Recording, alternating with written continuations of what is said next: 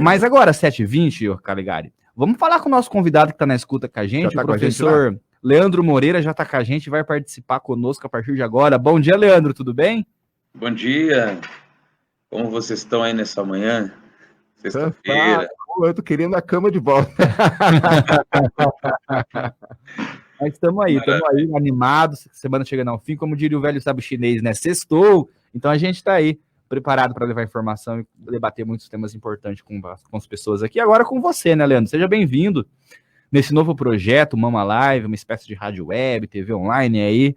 A gente está ainda na fase experimental, em breve a gente vem com muitas novidades, com o nosso aplicativo, com o nosso site, aí tudo 100%, e daí a gente vai fazer um barulho na cidade aí, mas é uma honra receber você já nessa sexta-feira, aí depois de 2, 3 semanas de programa. Você era o nosso convidado, estava na listinha para voltar, mas a gente esperou umas semanas para começar a colocar convidado, e agora aí já estamos com você de novo. Esperamos o Banco Central diminuir a taxa de juros para saber. A gente queria o Leandro para falar, quando diminuir a taxa de juros, vamos chamar um cara que entende disso. Mentira, Leandro. Na verdade, a gente está há dias querendo chamar aqui para a gente falar da situação econômica nesse momento. Eu até brinquei com você ontem, né? Nunca a responsabilidade financeira de uma empresa foi tão importante como é que é agora.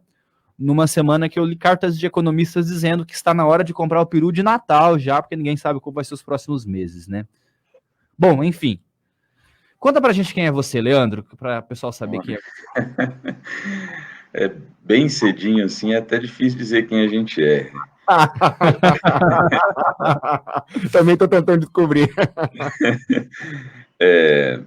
Eu sou economista, me formei agora em Direito, né? Professor por mais de 10 anos, colega do Calegari aí de departamento, e músico a maior parte da minha vida, e perito. Agora eu atuo como perito judicial, né? Na comarca aqui em Campo Mourão, Mamborê, Iretama, Terra Boa, Gabiru. Vamos dizer assim, estamos na luta, né? Trabalhando mais em casa, né? Nesse período de isolamento, aproveitando que o ProAjude nos dá essa condição, né, de trabalhar em casa e torcendo por uma melhora, né? Mais do que ninguém, eu torço para que as coisas voltem entre aspas, normalidade. Legal, Leandro. E me diga uma coisa, como que você está vendo essa situação econômica relacionada ao Covid aí nesse momento? Como que você está avaliando a situação? O que você tem dado de dicas? O que você espera que está sendo e que vai ser? Olha, eu comentei, essa semana eu conversei com uma amiga minha, Andréa, ela também é economista e também atua em outras áreas, fala sobre finanças, né? Eu estava conversando com ela. Nós temos uma chamada de mudança de paradigma para as empresas, né? Não só para as empresas, para os consumidores também. Muita gente mesmo está ganhando, tem até mais, vamos dizer assim, teve um up de renda por conta dos auxílios, por conta das ajudas do governo, e muitas empresas puderam sentir isso na sua demanda, né? As pessoas compram mais, por incrível que pareça, os R$600, ou no caso das mulheres, os R$1.200, ou o restante das ajudas deu um up na demanda. E o que a gente enfrenta, na realidade, é uma crise muito diferente da de 29, que a crise de 1929 era uma crise de demanda. Tinha oferta, não tinha o isolamento, só não tinha demanda. Então, nós temos aí uma demanda deprimida enorme, porque as pessoas, elas pegam esse auxílio e correm comprar o que elas precisam, né? Eu tenho um primo em São Roque, perto ali de São Paulo, e ele fala bem que as mulheres estão consumindo bastante coisas que antes tinham essa dificuldade, que são cosméticos, eletrônicos, celulares. Muitas vezes as pessoas estão consumindo também coisas de final de semana. E o empresariado, ele tem esse chamado para mudar, para dar um start aí a um novo estilo, vamos dizer assim, a novas tecnologias, né? não só de venda ou entrega ou atendimento, mas de estoque, de layout, de marca. Eu acho que passou da hora da gente dar essa acordada, porque em 90, o que aconteceu, por exemplo, em 90? Quando abriu a economia, a crise de 90, da abertura da economia para as empresas domésticas, talvez a gente possa comparar esse impacto, né? Que é o impacto dos produtos, né, de fora chegando aqui no Brasil a um preço do qual você não conseguia produzir aqui, um preço de venda, e você não conseguia produzir. Eu tive um professor que falou sobre isso, né? Que as empresas vendiam um relógio e o preço de venda era menor do que o custo para se produzir. Então, tem esse chamado aí das empresas, né? Para que elas comecem a investir, não só das empresas, mas do empresariado. Eu falo para vocês que a palavra-chave hoje em dia é controle. Controle. Se antes as empresas, eu vi que quando o primeiro chamado aí dos 15 dias, os primeiros 15 dias que fecharam as portas das empresas, todo mundo se assustou, a gente se assustou, ficou em casa. Eu escutei muito empresário e também muita gente na corda bamba, sabe? Não temos condições de aguentar um mês com dinheiro, com capital de giro, com fluxo de caixa. E isso também, uma chamada para que você se prepare. Tem uma poupança, né? Pelo menos que comece com os empresários. É difícil falar para as pessoas pegarem o auxílio emergencial e fazerem uma poupança, sendo que elas não têm. E poupança, eu digo que hoje, vocês falaram na taxa Selic, né? Que também nem compensa, né? Nós vimos que a taxa caiu outra vez, e alguns fundos, como a poupança, eles estão remunerando menos, vão remunerar menos que a inflação. Então, a palavra de ordem que eu comento aqui com vocês é controle e inovação.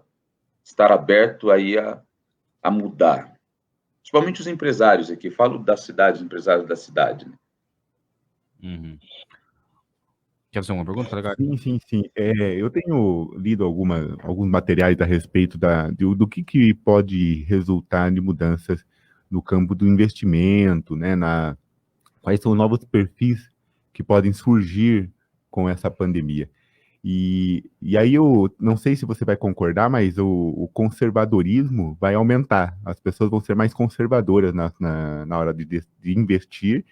E isso pode ter um impacto negativo na criação de vagas de emprego, pode ter impacto negativo, inclusive, na extinção de empregos que antes existiam, porque, de repente, algumas empresas podem investir naquilo que, tecnologicamente, vai diminuir o número de vagas de trabalho e ela ter mais produtividade, reduzir o custo operacional da sua empresa. Você acha que esse conservadorismo, que alguns estão mencionando que estará... eu não gosto da expressão neo, né? Tudo neo alguma coisa, né? O neoconservadorismo da pandemia do Covid-19. Você acha que isso realmente vai acontecer? Olha, eu acho estranho ele chamar isso de conservadorismo, porque a nível do empresário, quando você automatiza, você não está sendo conservador. Quando você traz para a automatização dos meios de produção, quando você busca trabalhar com o mínimo de custo possível e despesa, você está buscando a maximização do lucro, e isso sempre, né, desde o Adam Smith até agora, é o objetivo central de toda e qualquer empresa, que é a maximização do lucro. Então, eu vejo assim, não vejo como um conservadorismo, mas eu vejo como um caminho que não tem volta. Outras coisas, né? Você diminuir o custo, você diminuir o pessoal, você trabalhar com vendas na internet, são os que os países centrais, aí, vamos dizer, entre aspas, estão fazendo. Então, eu acho que isso é a tendência, sim, Calegari. Não tem como fugir. A empresa que não fizer isso corre o risco, né, de perder o seu lugar no mercado. Agora, quanto ao consumidor, eu, por exemplo, quando o banco me manda aquele papelzinho, não sei se já mandou para você, dizendo que tipo de investidor você é, lá aparece conservador. Parece conservador, porque quais as pessoas aqui que entendem, né, de investimentos, né, tem uma carteira enorme de investimento. A gente, mal e mal, tem tempo para trabalhar, né? E daí, esse tempo, eles mandaram para mim que se eu fizesse tal coisa, eles mudariam para moderado. Falei, caramba, hein? E eles entenderam isso como um upgrade, né? Moderado, né? Eu acho assim que as pessoas, elas precisam aprender a economia doméstica.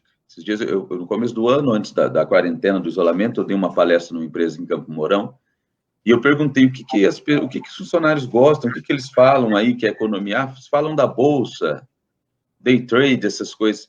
Eu falei, olha, eu me preocupo realmente com o preço da maçã, com o preço dos hortifrutis, né, com os dias certos de ir no mercado, com os dias que eu preciso trabalhar para comprar alguma coisa. Um exemplo, se você ganha R$1.000 no salário mínimo, e você resolve fazer uma compra de um fast food e você gasta R$50, você tem que ter essa ideia em dias.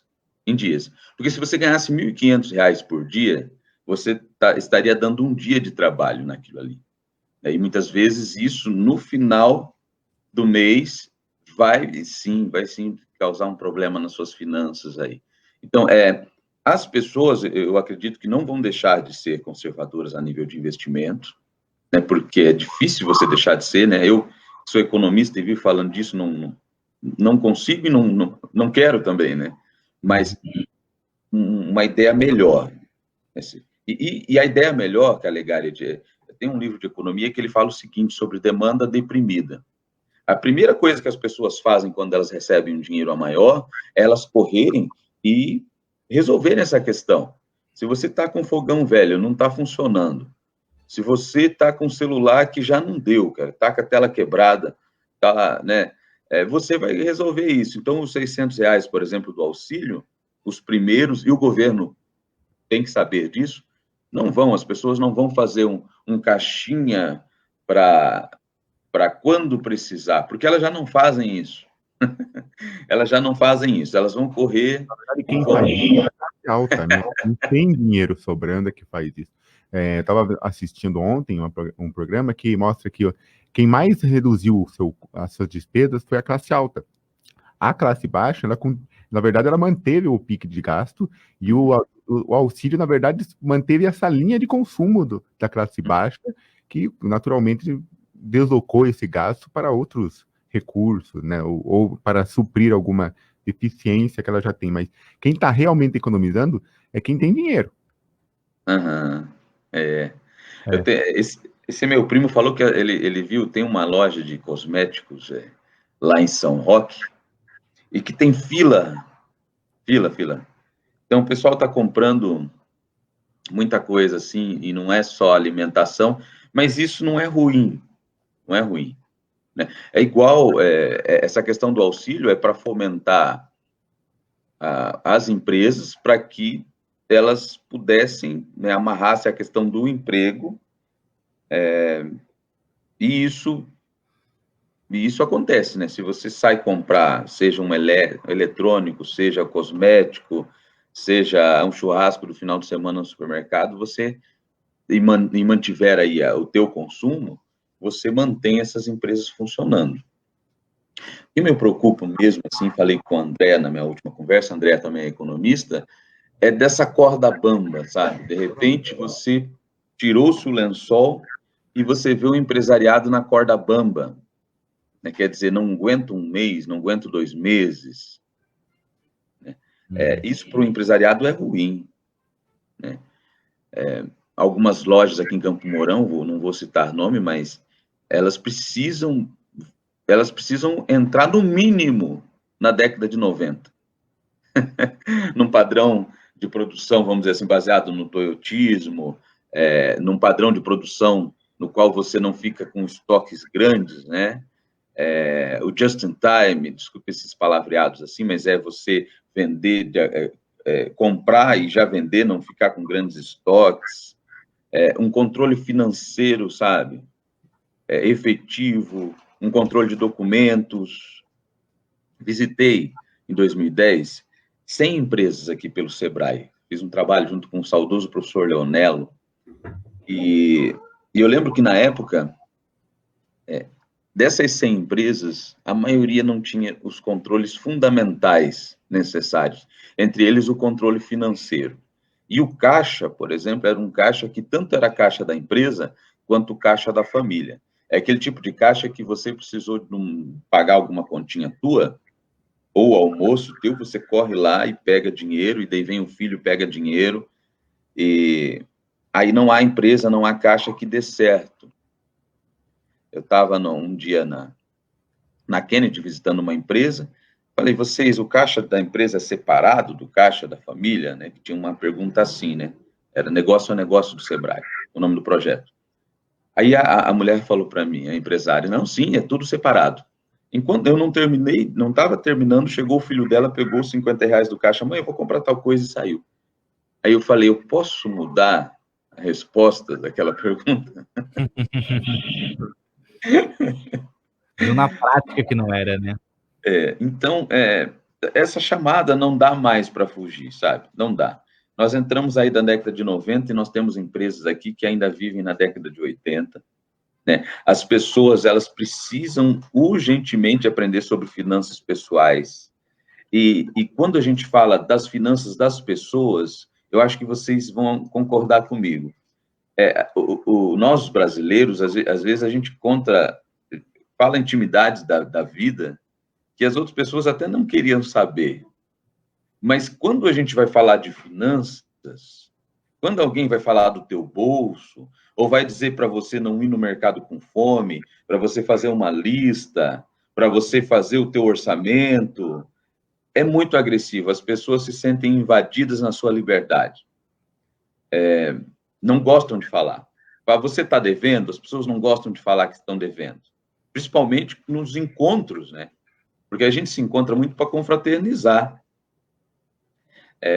Não tem essa cultura, vamos dizer, não vamos fazer um encontro de finanças, né?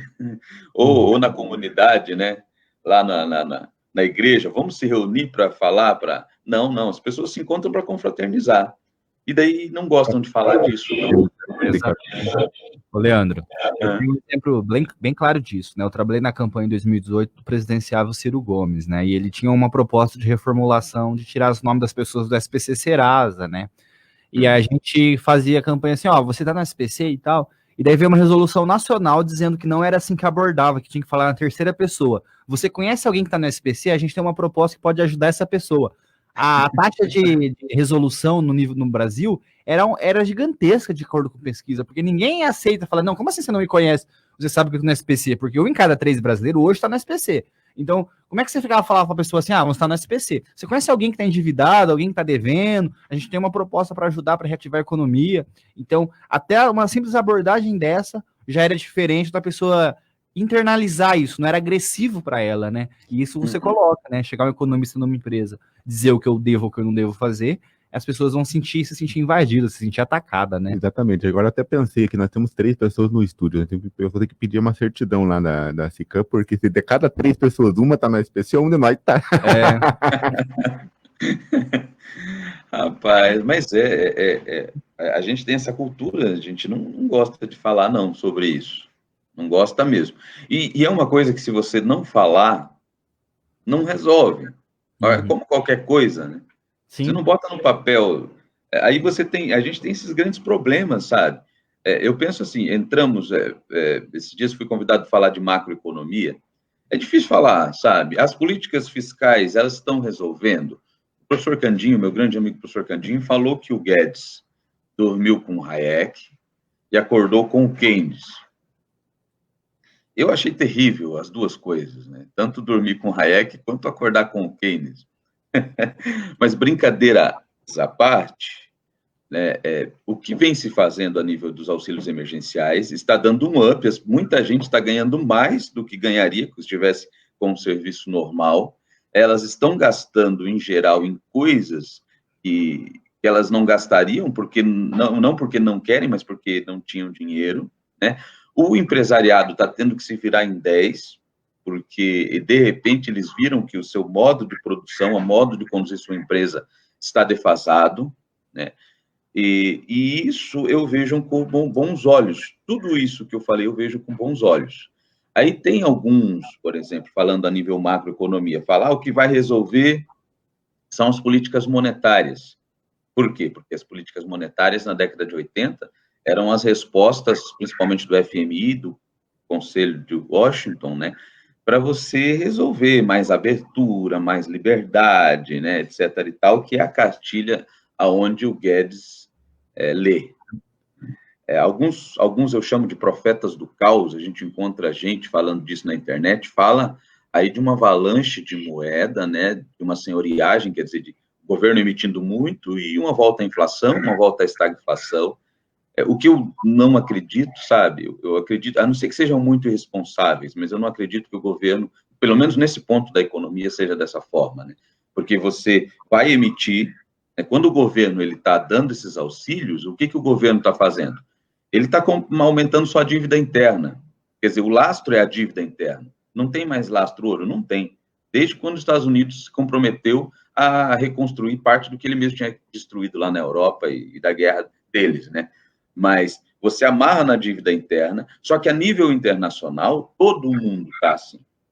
Então, a gente, com bons, vamos dizer assim, vendedores e negociadores lá, a gente não tende a perder espaço no mercado externo, porque todo mundo vai ter uma dívida interna ou uma dívida externa um pouco maior. As políticas fiscais, elas estão sendo feitas de uma maneira ou outra, né, pelas prefeituras e pelo governo, pelo restante aí dos entes. A questão é esperar. É o que eu tive um professor no MBA de vendas que eu fiz, ele falava o seguinte: toda crise tem ponto forte, ponto fraco, tem oportunidade, tem ameaças. Então, a gente tem que parar, né, quem está ouvindo a gente, e encontrar ponto forte, ponto fraco, oportunidade e ameaças. Colocar e resolver isso, mais uma vez eu chamo para o controle, para o papel, para a planilha, encontrar oportunidade, cara. Meu primo falou, se todo mundo, todas as mulheres indo comprar cosméticos em São Roque, um exemplo. Mas eu pensei, por que eu não abri uma esmalteria aqui em Campo Mourão? Sei dessa forma. Então, a gente tem que começar a pensar assim, sabe, na oportunidade da coisa. Não só ficar criticando por que elas não guardaram e entesouraram. Mas não é isso. Se elas entesourar, a política que está sendo feita, ela não surte efeito. Então, elas têm que comprar. E se elas têm que comprar, a gente tem que observar essas questões de mercado. Eu vejo com bons olhos, sabe? Eu falo a nível da economia, né? Se a gente souber levar... Você comentou que às vezes será necessária a reinvenção. Né? Nessa reinvenção, eu acredito que até as grandes empresas já estão pensando nisso, a ponto de sair nota de união de duas empresas, das duas companhias aéreas, né, a Latam e a Azul, de se reunirem. Por quê? Porque as grandes empresas, elas sabem que, de repente, tem que se unir esforços, capital, estoque, maquinário, tudo para conseguir sobreviver. E às vezes, no campo no menor, entre as microempresas, empresas de pequeno porte, as pessoas, elas são muito... Eu estava lendo, inclusive, a respeito disso. O orgulho impera na hora das decisões econômicas. E, por exemplo, eu trabalho com isso, o fulano também trabalha, eu nesse bairro, fulano no outro. Às vezes, se os dois se unirem para resolver os problemas juntos e ter uma terceira empresa mais forte, é melhor do que cada um continuar tentando o seu espaço. E as pessoas são muito individualistas na hora de decidir esse ponto, né, no aspecto econômico. A reinvenção pode, inclusive, ser isso, na união de esforços entre o que hoje são concorrentes e, de repente, pode ser aliados. Sim, sim. Mais uma vez, Calegari, a gente é algo parecido com a década de 90, né? Se vocês lembrarem, na década de 90 houve muitas fusões, né? Aliás, até o Estado teve que, de certa forma, intervir para que não se criasse até monopólios, né? Ou empresas fortes demais. Só para quem está ouvindo a gente, né? O Brasil, eu vou dar uma teorizada, coisa de professor, né? Nós tivemos uma política de substituição de importações desde o Getúlio até 90. O que é isso? A gente preferia produzir aqui, pelo menos teoricamente, produzir aqui, e a gente criava alíquotas de impostos altos para fomentar o governo local. Em alguns setores, obviamente, isso não aconteceu como foi nas montadoras, né? Que deu-se o lugar para as de fora e ficou nisso, né? Esses dias até postei sobre o Gurgel, né, que estava fazendo aniversário. Foi um grande empresário brasileiro, visionário, e que não teve apoio na década de 80.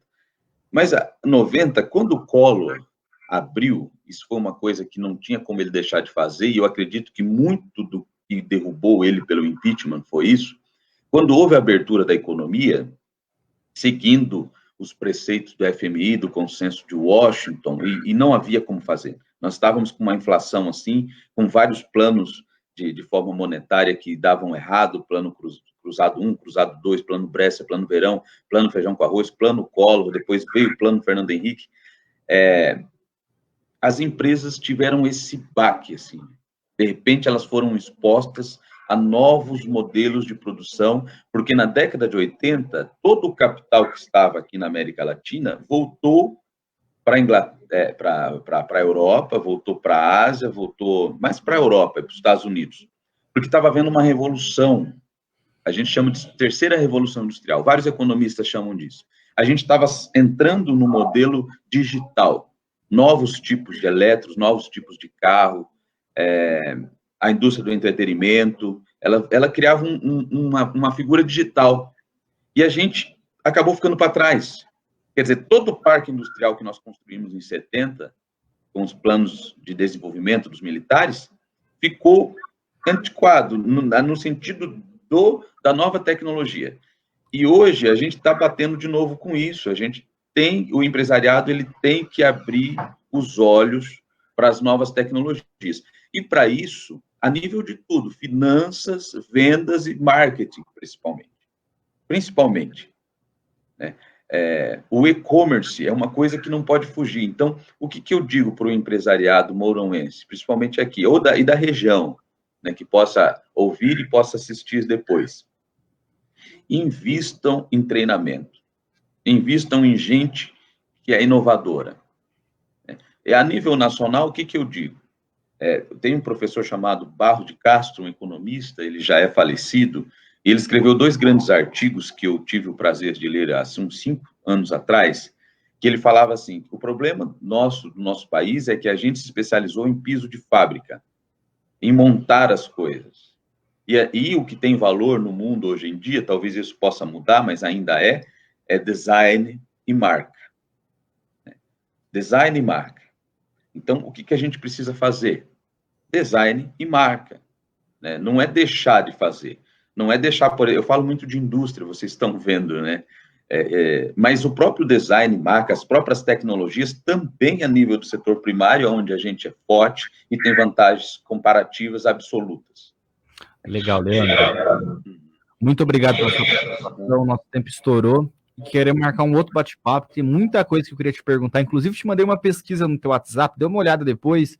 Da análise, mandei para o Calegari também, para ele ver depois. Uma pesquisa da XP Investimentos sobre a percepção de economia, percepção do futuro pós-coronavírus aí. É uma pesquisa fantástica que mostra como que a vida das pessoas mudou durante o coronavírus. Então, fica para a gente fazer uma análise. Quem sabe voltar a fazer um bate-papo nesse assunto, que é extremamente importante.